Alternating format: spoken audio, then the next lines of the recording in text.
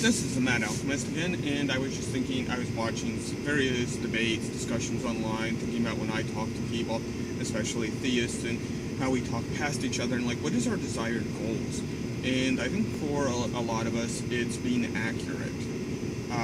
So we debate from a position of, okay, well, there's this thing, or I see this thing, and then I want to figure it out. I want to know why, I want to know how it works, and then ideas or models that don't match the observable universe, we discard, or we correct it, or we change things, and we just keep reapplying it until it can accurately predict what's going to happen. So that we feel this is very useful because, in my opinion, it's useful. We can predict how people are going to act. We're going to predict how situations or events will produce certain results.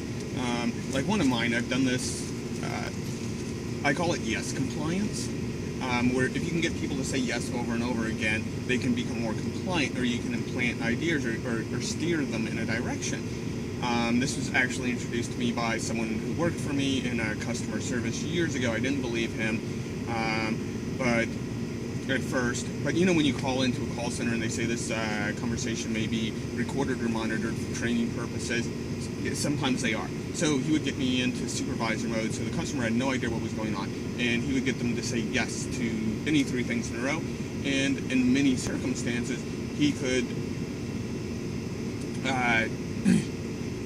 calm down the individual, make them more complacent. So in recent years, I've done this over and over again, where I get people in customer service or a scenario like that, I tell them to do I tell them, get the customer to say yes to any three things you possibly can in a row, and then observe the results and tell me what happened. And I'm not telling them why this works. So the people who are doing this don't know what's going on. The people who are interacting with these people don't know what's going on.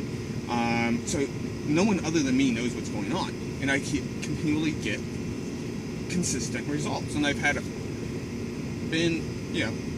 other people that do the same thing, and then they keep getting the same results. So this is useful and accurate. We look at the world and we say, how does this work? And then we build these models to try and figure out how they work. And in that aspect,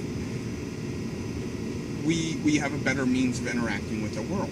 But when talking to theists, especially Christians, I keep coming back to Christians because I'm living in the South. There's not a shortage of these people. Their goal is not to be accurate, their goal is to be right, to get what they want. Whatever it is that they want to figure out what they need to say in order to get that thing. And being not even wrong is a good way of doing it. Or derailing conversation. Like whatever point you're trying to make, they derail it. You're like, well, what you're asking for isn't possible because of, this policy or whatever thing, or whatever reason it is that they can't have what they want. And then what they do is figure out what do they need to say in order to get that thing. Which makes a lot of sense because it comes from a desert people religion. And if a culture evolves in a desert, then it's very worthwhile to figure out what you need to say so that you get the water, you get the food, you get the scarce resources. You don't really see this in other societies from my observed opinion. On my mother's side is Native American, so I did get an exposure to, Cherokee. I did get exposure to some Native American-y stuff growing up, and I just didn't see this. But that kind of makes sense because, like, if you could, there's plenty of water, there's plenty of fish, there's plenty of stuff, resources. There's not the imperative to figure out how to make other people give you their stuff. And I think you see this evolved into modern day how people interact. So you'll have non-religious people, and there's all kinds of things that go along with that, and they're not saints. Like you can being skeptical is not the same thing as not having a religion, but they kind of go hand in hand, like hamburgers and potato chips.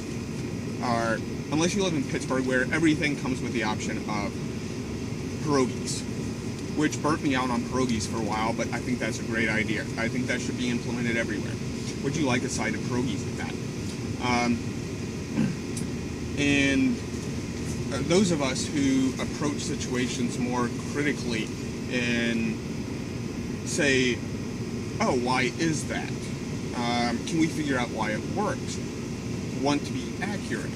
And the people who come from these desert people religions like Christianity, their goal is, how do I get what I want?